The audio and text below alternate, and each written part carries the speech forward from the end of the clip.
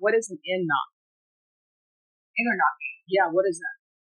Oh, when you're knocking on the door, buddy. But why is it in knocking? Why is it Caucasian knocking? Why isn't it Caucasian? Whoa, pause. Did we just stumble into a linguistic landmine? Why isn't it Caucasian knocking? This is giving big, awkward uncle at Thanksgiving energy. But it does raise a question. Where do these terms come from? I sound off in the comments if you ever heard this term before and how you knew it growing up. Knocking. Why isn't Asian knocking? Why is it some other knocking? Why is it called that? No, that's the way you say it, because that's what you said. That's basically. I don't know what else to say. No, I'm just trying to figure out why. Constantly doing that to me. Did you understand the state is proceeding on the lesser included offense of assault, bodily injury as a Class A misdemeanor? Range of punishment is anywhere from up to $4,000 fine and up to 1 year in the Bear County Jail. If you have a plea bargain agreement with the state, the court does not have to follow your plea. If for any reason the court does not follow your plea, gives you more than you bargained for, the fact that you entered a plea will not be used against you. Okay, legal deep dive time. What the judge is explaining here is critical. Even if you accept a plea deal, the court doesn't have to honor it. If the judge goes rogue and drops a heavier sentence than expected, you get a do-over. This isn't Monopoly. No go directly to jail without recourse. You will be allowed to withdraw your plea. Did you understand? Oh, you didn't understand that part? No. Well, so let me explain to you. And then if you don't understand, let me know. I'll have you and your attorney discuss it. So, you're entering into a plea bargain agreement with the state. You understand that part? Whatever agreement that you have worked out with the state, I don't have to follow that agreement. So, let's hypothetically say they want you to have probation. If I were to tell you, I'm not going to give you probation, I'm sending you to jail, then you can withdraw your plea because I have not followed your plea bargain agreement. Now, the conditions for the plea bargain agreement, that's something the court gets to decide. You understand? So if for some reason I don't follow your plea bargain agreement and I try to give you more than what you bargained for, then you get to withdraw your plea and it can't be used against you if you decide to go to jury trial. You understand? And by that same token, if I don't follow your plea, then what can end up happening if you withdraw your plea, then the state can say, okay, we're going to have to go to jury trial, we're going to go to jury trial, and maybe they won't be going to jury trial on Class A misdemeanor, they'll be going to trial on the injury to the elderly. Not maybe, that's what they have to do. You understand? All right, did you understand you have a right to jury trial, a right for you and your attorney to cross-examine and confront any witnesses the state would call in the right to remain silent? Did you understand by entering this plea you were giving up those rights? And did you intend to give up those rights and enter into this plea bargaining?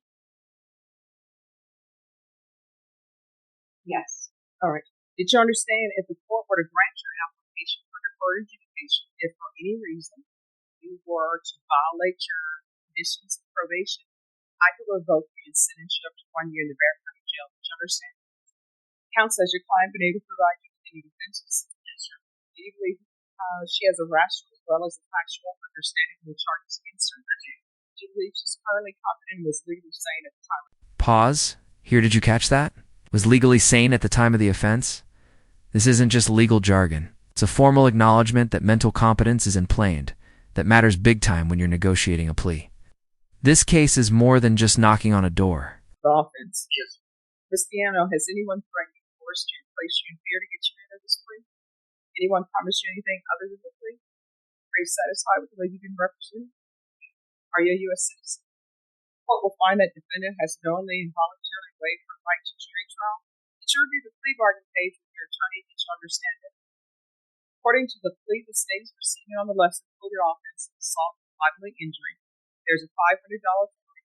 The state is recommending deferred adjudication, and there's no contact with several people, and there's a Samantha with a question mark by it. Do you understand that to be a plea bargain agreement? That meeting actually is already solved. All right, so here's the thing. The only thing I'm looking at today is once I've gone over the admonishments for you, what your rights are, then what will end up happening is the state will present evidence, and then I'll make a decision on whether or not that evidence is sufficient to find you guilty. If I find that the evidence is not sufficient to find you guilty, then I'm going to find you not guilty to say that the state can prove its case. However, if there's something else going on between you and this other person, that is not before this court today. That's something else. So, what I've just read to you, did you understand that to be true? Defense is from the state. Did you review the waiver of appeal paragraph with your attorney? Did you understand it and sign it in both places? Did you understand by signing that you're waiving your right to appeal, the only items that can be appealed are written trial motions that have been filed, heard, and ruled upon by the court? Did you understand? Counsel, there being such motions outside the agreement, the state is requesting that you defer adjudication for a term of 6 months, every 30 hours of community service restitution, cap evaluation, follow recommendation, sober meetings, random UAs, and anger management. Did you understand that those were recommendations from the state, and the court does not have to follow those recommendations? Then to the offense of assault, bodily injury as a Class A misdemeanor, how do you plead guilty, not guilty, or no contest? State any evidence. Under defense of no change. All right, and state, have you spoken with the complainant? All right, thank you, state. You may be excused. All right, did you review the waiver and stipulations with your attorney? Did you understand it and sign it in all the appropriate places?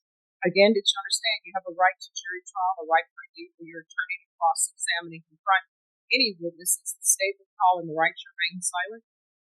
Did you understand that today the state will be presenting evidence in the form of witnesses' statements and police reports, but most importantly, there will be no live testimony? Did you understand? The court will find that defendant has knowingly and voluntarily waived and consented to stipulation of testimony and stipulations. The court will accept into evidence States Exhibits 1 and attachments and review the same. All right, after reviewing States Exhibits 1 and attachments, the court will find that there is sufficient evidence to find you guilty. The court will confirm finding of guilt as you apply for deferred adjudication or reproceedings. All right, explain to me what's an in not. That's in the That's in the police report. The officer said suspect 1 stated that victim 1 had in not on her divorce. And I didn't know from the word trying to. No. What is an in not? In or not? Yeah, what is that? Oh, when you're knocking on the door, buddy. But why is it? And here it is. A gut punch. The defendant lost her son to murder and her fiancés just days apart. This moment shifts everything. You can feel the weight of grief shaping every word now. What looked like petty conflict feels like a collision of trauma, stress, and broken systems. What would you do in her shoes? You're not. Why is it Caucasian knocking? Why is it Caucasian knocking? Why is it Asian knocking? Why is it some other knocking? Why is it called that? No, that's the way you say it, because that's what you said. That's basically. I don't know what else to tell you. No, I'm just trying to figure out why. Constantly doing that to me. They live upstairs. I did not touch this kid, and I really don't even want to sit here and need to say that I did. Oh, we can have a jury trial. I don't want to do that because he says it's the best thing to do. I don't know. I lost a child. My son is 19 years old, was murdered just 2 years ago. I'm under a lot of stress already. So I'm just trying to get out of this, and it's as easy as just what? I'm just stressed out. Right? So do you want a jury trial? No, I don't. I just want to get this over with. Do the probation and whatever I have to do. All right, so what is the race? Please tell me ask that question. What is the race of the complaint? Hispanic. And if I knew the answer, I don't know why you said that. That's why I'm trying to figure out why you said it. Because in the police report, they say you were intoxicated. So I'm trying to figure out. That's what it says in the police report. It says, suspect stated V had knocked on her door and she came outside to see who knocked. And victim's family came down the stairs yelling at her of hitting the victim. Suspect kept saying she did not want to tell her side of the story and tried to walk away to go inside. I detained suspect to investigate further. And it says in here that there was signs of drinking. I don't see a crime in drinking at home. I'm just trying to figure out what's going on because I have to set conditions for you. Is this an anger problem? Because they want you to do it. Sorry that you kind of caught me off guard with the question that you asked me. I feel like you're kind of in the setup. I felt kind of set up with that question. I understand it's not a word to use, and I understand that I used it in the wrong word, in a wrong way, and I apologize for that. So I'm sorry. There's more in here that you said. You're using profanity. I am trying to figure out, because it says suspect had a strong odor of intoxicants. I'm trying to figure out why the state is asking for anger management, because they're requesting that you do anger management. They're requesting that you have a TAP evaluation to see if you have a drug or alcohol problem. They're asking for sober support meetings. Sober support meetings are usually for people who have a drug or alcohol problem. I'm trying to figure out what's going on because you told me that the lady, Samantha, had, assaulted you or still causing problems to you. So I'm trying to read the room and figure out what's going on, and I cannot. I'm completely department. So I already have gone into the new place. I'm leaving on Sunday because the lady kicked my dog the other day, and she got up in my face and stuck her finger in my face and started yelling at me. No, I don't have a drinking problem. Yes, I lost my child on February 5th, 2023. He was murdered by a best friend in a gas station in Austin, Texas. And I lost my fiancé 11 days before that kind of heart attack inside my life. I've been under a lot of stress and frustration. These people don't leave me alone from upstairs. It's a constant fight with this lady, so I move myself away from that environment. I've already lost my job. That I had a job for 6 years, working from home, and I like to go upstairs and told her, look, I work from home all day Tuesday, work like a herd of elephants upstairs, and just basically. ETs translate the state's logic here: anger management, TAP evaluation, and sober support meetings. This isn't just punishment, it's rehab dressed up as sentencing. But the real question is this justice or just checking boxes? You can just annoy people, and that's it. Just things knocked on my door. They would steal my decorations from my home. I've already claimed and complete. So now I'm taking myself out of the environment and just going somewhere else. All right, state. You're requesting anger management and sober meetings. All right, and why are you requesting that?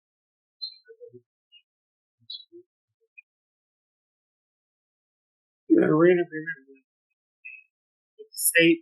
We would have to probably your honor has heard someone has lost her job and have moving expenses. And she's indigent $4.4 so this time would have to follow the pay and to repay. So you're fine with anger management and sober? Yes. Okay. There's going to be a $500 fine prorated. Proof of employment within 30 days. No employment as a home health care provider or with minors. There's going to be 1 year deferred education. 80 hours of community service restitution. I think she needs anger management. I'm going to order anger management. Once she's completed that, then 40 of the hours will be being satisfied.